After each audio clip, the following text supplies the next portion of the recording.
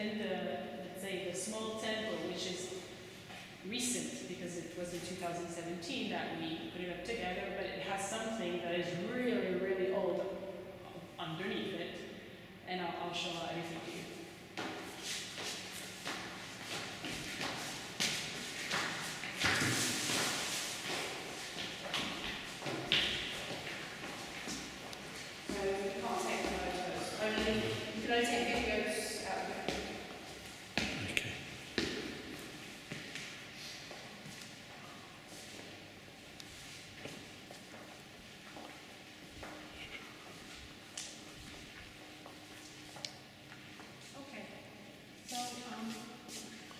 This is what we call the big temple, and we use it for the high holidays, especially.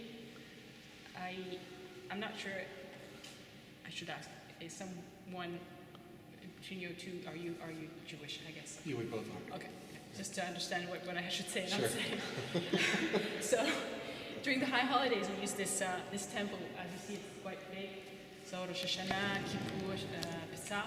But regular Shabbats, we don't do it here, but in the other place I'm going to show.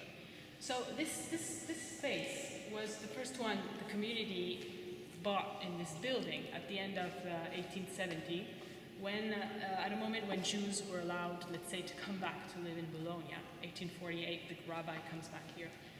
And so they acquired this place, and in the beginning it wasn't like you're seeing it today. This is something that has been built in the 1920s. On a plan of architect Muja, and there's a street to remind him, because he did a lot of things in Bologna. And this was on the Art Nouveau style, so very simple type of decorations. And what is specific to, let's say, an Italian synagogue that you will find in other places in Italy is the fact that the Tiba is facing the Aron and not behind or another place. So in this synagogue, as it is Orthodox, you have men sitting downstairs and women sitting upstairs. Older women are allowed to sit on chairs here because we have to take into account this kind of issue, let's say.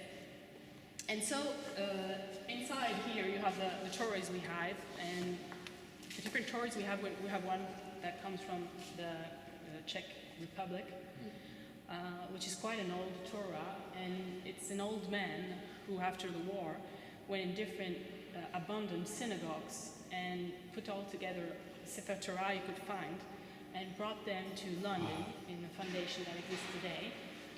And those Torah are borrowed, are lent to very small communities in the world to help them for their services. Today the community is no more there. You have to give back the Torah. This Torah is very, very big and heavy. We use it on Yom Kippur, not on the other moments of the holidays, let's say. So the rabbi in this community comes from Rome.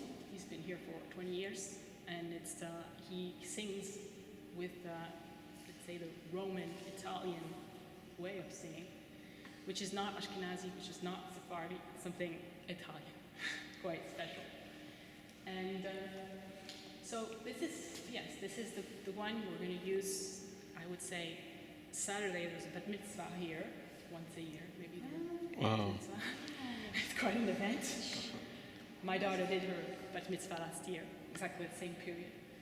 And so it's quite impressive to see this little kid here with the arch open in front of the rabbi, reading her text in Hebrew, and the rabbi giving her a bracha in front of this place that fills up. This community is maybe around 150 people. It's not a big community. It doesn't mean that there's only 150 people, Jews in Bologna. There are more. Some people are originally Jews, there are no more in terms of, let's say, Orthodox law. But registered to the community is around 150 people. You have 20 to 25 kids until 18 years old, let's say. And then you have, quite a number of older people. And so that's for the big temple. I don't know if you with Stephanie you talked about the history of Jews in Bologna. I guess you've done that part already, so I won't mention it again.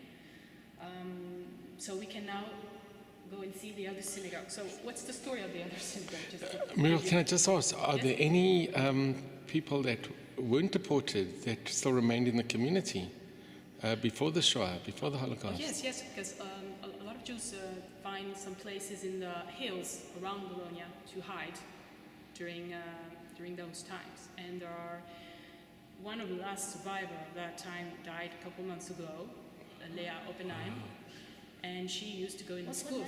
Leah Oppenheim, and she used to go in the schools to talk about her story as a hidden.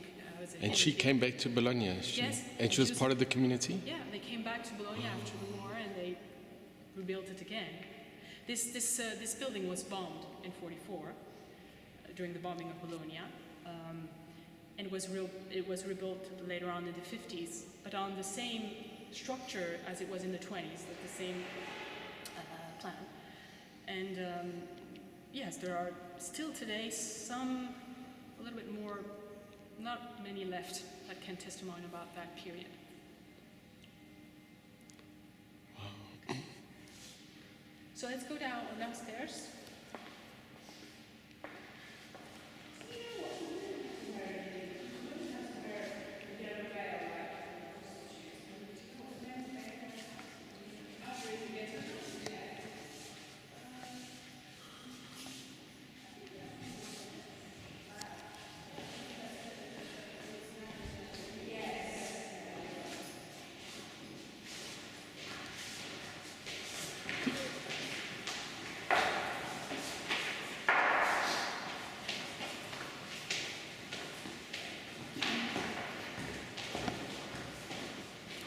We wanted to find a place downstairs. So when we found a place downstairs, we started putting things together in the building. And we found a Roman bath. I know it's something not so extraordinary in Bologna when you know what's downstairs in all places. So the man who had this building at that time, first century, well, he did a Roman bath for his own use, and also to heat up the palace, the whole building. And so he did some wells, as you can see. So now we're going to go in this synagogue we use every week on Shabbat. Men come here, women there, let's go all together. Are they morning services, Shachrit and Mincha Maariv? During the week? During the week, just Shabbat? Yes, just Shabbat. Wow. And so what has been found, we made it available for people to see, as you can see. He owned this place, and he built this for his own sake. So, and what you can see over here, then I'll talk about more the synagogue itself. You can see other sites. This is incredible. Yeah. This is really amazing. Imagine one's doubling praying on Roman ruins. You're right, it's so ironic. Yeah. It's incredible.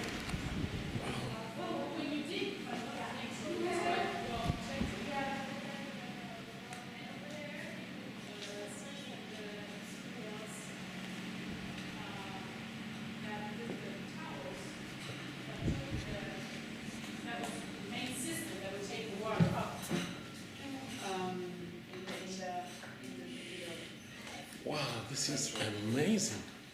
You see the towers, and you can imagine, let's say, I don't know how it worked exactly, the tubes going up to heat the place.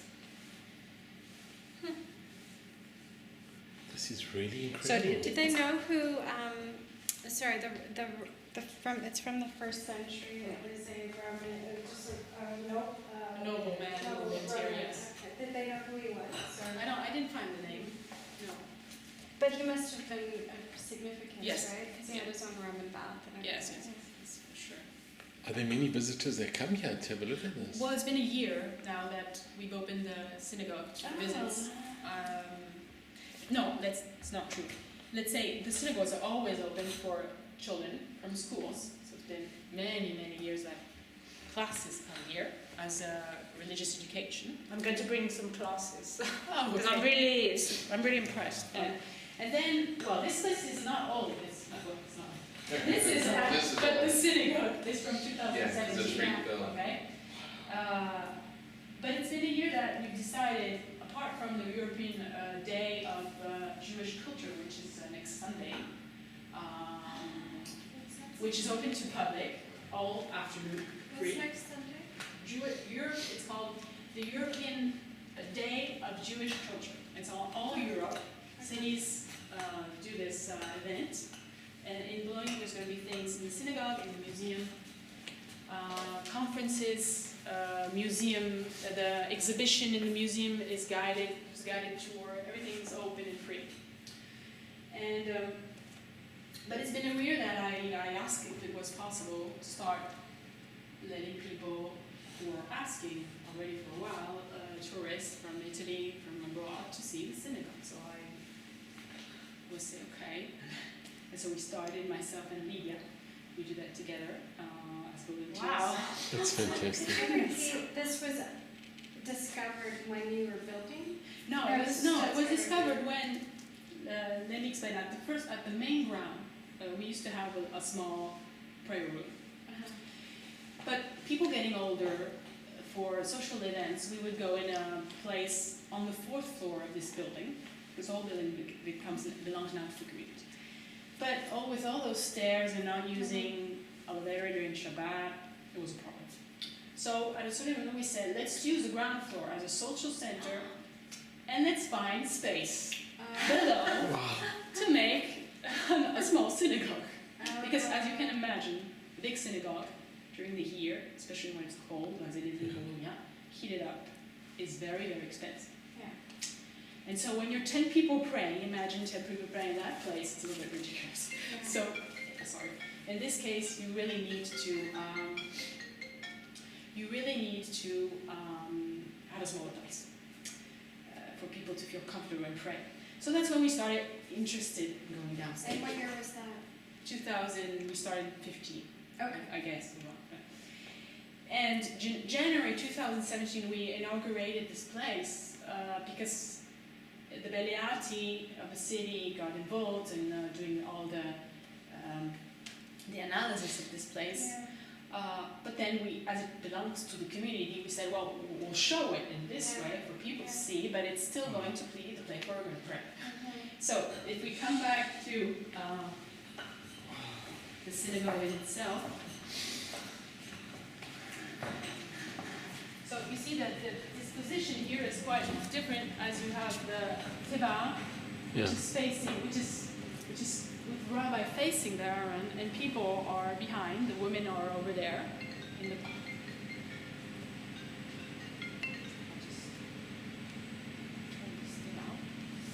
And I'm not supposed to work after 4, but people just don't care, so just call in. And I just want to mention this place here where there's the Aaron. This is something that has been found from a couple in, I remember well what Lydia told me, in Germany, and it's something from the 16th century, this place, this Like the Aaron Kodesh. Aaron Kodesh. Wow. And it's really nice. I'm just going to show you the inside the doors, because we have the 10 Commandments inside. And is it Sefer Torah? Yes, there's a Torah there. Can we have See the Torah inside? There's one that has been taken. Oh, that's really. How old did you say that? The 16th century. Oh, wow. This, And this was... This was found in the market in Germany by a couple. Oh, yeah. But it didn't have the Torah inside. No, but you understood it was something for Aaron Kodesh. So this couple got it and donated to the community. Did they find out where it was from or the origins? I don't know. I should ask. I'm not able to answer for the time being. And the top part that came with it? What do you mean?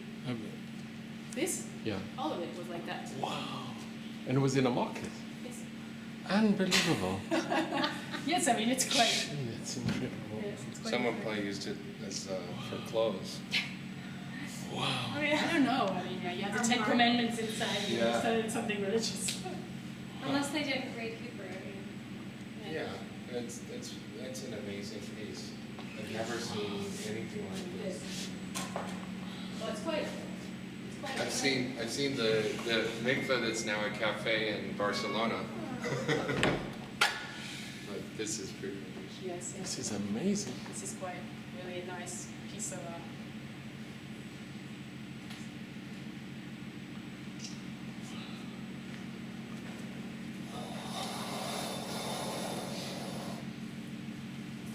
The curtain is new. Huh? The curtain was. I don't know that. That I don't know. And there's a Zone. Yeah, the whole thing about this is that That's when where I something like it. falls, It's real that. over there is the Kiddush room during Yeah. the winter. Sure. And I'm like, oh, if something falls down there, we're gonna go get it. And I can't go and get it. Oh yeah, for children, the schools. Yeah. What if you spill red wine? I don't want to bring us my class. I don't remember the process. And Muriel, can I ask the bimmer? Because this also looks The quite bima, old. I don't know. I should ask. It's It looks, very looks nice. kind It of. also looks. Quite old too. Yes. It's incredible. This is a museum, and the museum sits on top of ruins. And so it's this style. And there's huge pillars at the museum, about many feet above the ruins. And then they have scaffolding that kind of like this, where you can walk around the ruins underneath the museum. So I love this. This is so exciting. It's a nice idea to watch So something. the heritage site, they didn't want to, I guess this is everywhere. I mean, it's so unusual. Any place you want to Yeah. well, how did they found the old mythical cemetery in Bologna? Yeah, we already Yeah, talked because about they that. wanted to do the building, you know? Yeah. So they started, I don't know, because the people who doing the building are Yeah. stop everything. Yeah. Yeah. But it's still, I mean, 408 graves found there. We knew it was It's there. the biggest in all of Europe. Oh, But Europe. Europe's second one after York. Oh, York. Yes.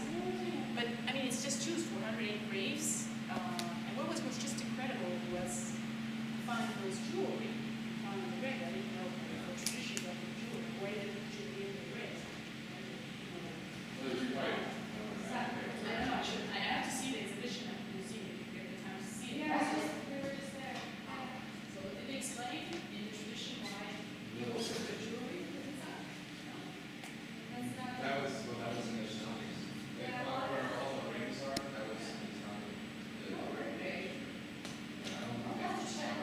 But is that a Italian tradition? I mean, they're genius. I mean, you have to think that we're in the 1400s, 1500s, so Yeah, but who knows most how the people tradition are was at buried that time. with their wedding rings. There's a lot of wedding rings. Yeah. But Mary was saying some. Also, no, the wedding rings, yes, because it's on the body of the Yeah. person. But I was thinking because there are other things, you know, there's not much jewelry. Other types of rings Yeah. like that, like stone. Just wearing.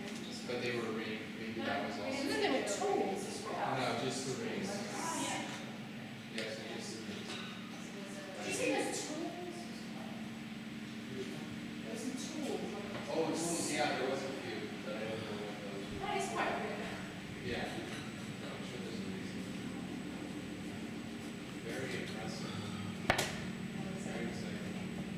And those printings you see are from a great woman who has a store in the street. When you are, yes, this. When you are in front of the there's a street on the left. No, the next to it. Petrinelli, and then there's a street going down. It's called La. I don't remember. And she does the printing of those things. She's not Jewish, she likes to do it. So she did this and this one. This one I bought it for my parents for the room. And I mean, it's horrible. This is a no, it's not that one. It's not on the wall of the building. No. book. Yeah, this one? Yeah. Yeah. Yeah, that's it. Deliver me Yeah. from my loss. Mhm. And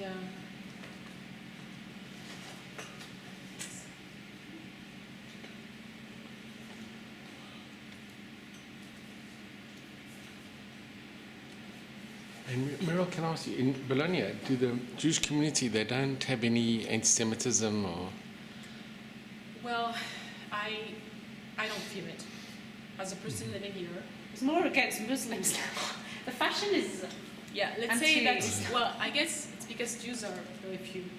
It's not a big community exactly. that Yeah, would- exactly. It's not like it, Yeah. I wouldn't say it's not like in France. So in France it's another story. Anti-Semitism in France Yes, is it's very more. high.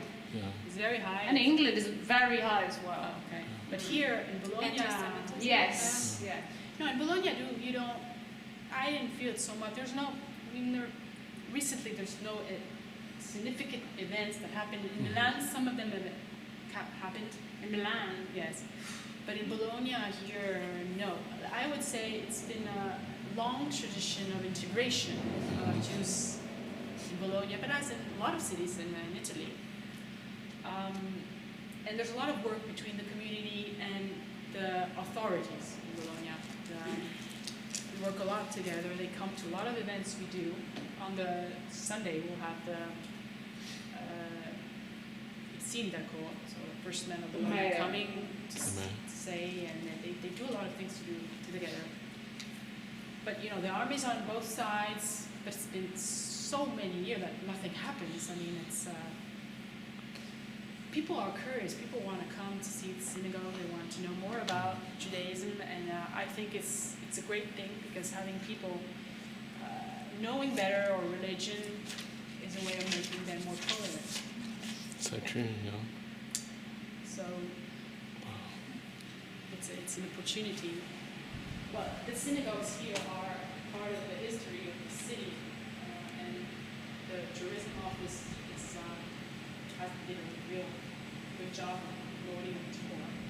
Jewish Museum, Ghetto, Scholar House. Only free ones though. There's only free ones that the museum does. Because like Bologna Welcome it doesn't do. No, Bologna, they talk about it. They put it on their school Oh sign. really? Yes. Yeah, but free tours. Yeah. Oh, just No, not the museum. They talk about it. They talk about it on the Bologna Welcome for tourists who comes. They Yes, see exactly. it. What's Yeah. the house that you mentioned? Sforno. Yeah, where's The that? Ovadio Sforno is from, if I remember, From Spain. Yes, South from of Spain, but he's From from Milan. 1400s. Yes. I I wanted to show his house. but we couldn't talk. And he was a great man and as a philosopher. He also owned a printing house at that time, because at that time Jews were in printing. So that's maybe would explain also the presence of this Torah here, founded in the library of the university. Oldest tour of Europe? Well, I think Yeah. I'll say that it's, at least that Europe, that's for sure. So Sforno, lived in that house, but he wandered in different cities. He finished his life in Bologna, but he was in Cesena, and he was in Rome, and he did medical school, and he's quite a person, interesting person to know about. Because I wanted to show his house because he had a synagogue at the top. Because they have synagogues at the top. It was close to us.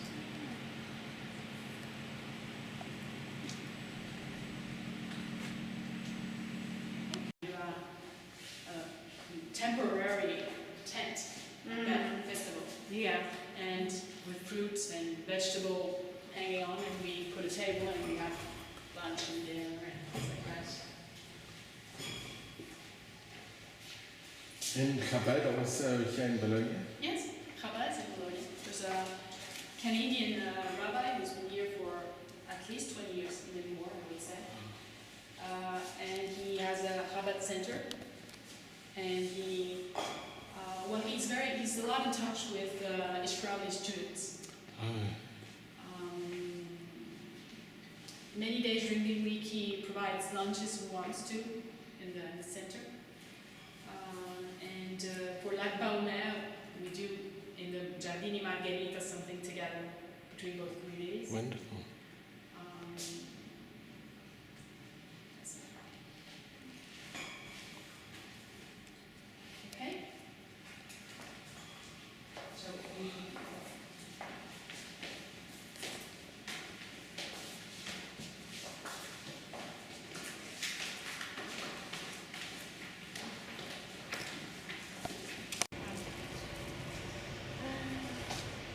on top you have the name of the rabbi at the time, Capo Alberto Vieto.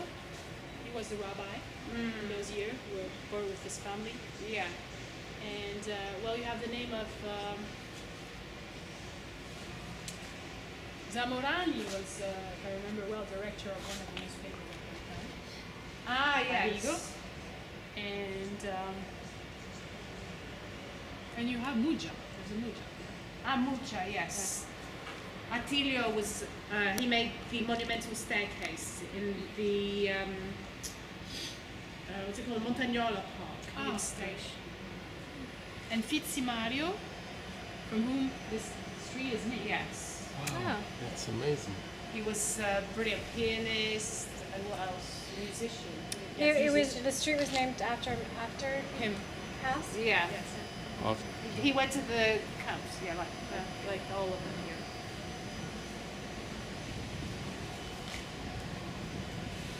And do they know, were there any righteous Gentiles that saved any Jews in Bologna?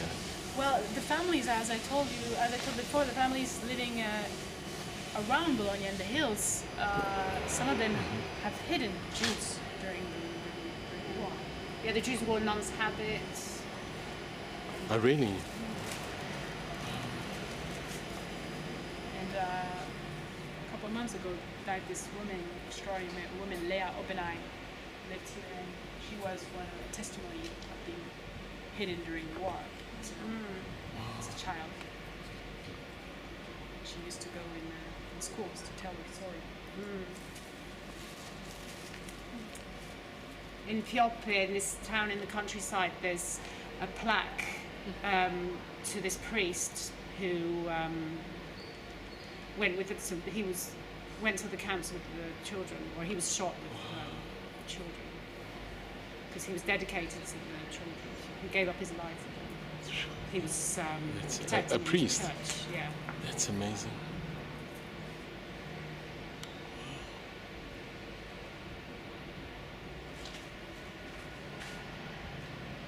Okay, so now you have to make a donation. And is this the only synagogue in Bologna? The only... Yeah. It's the only synagogue. Do they have change? I wasn't.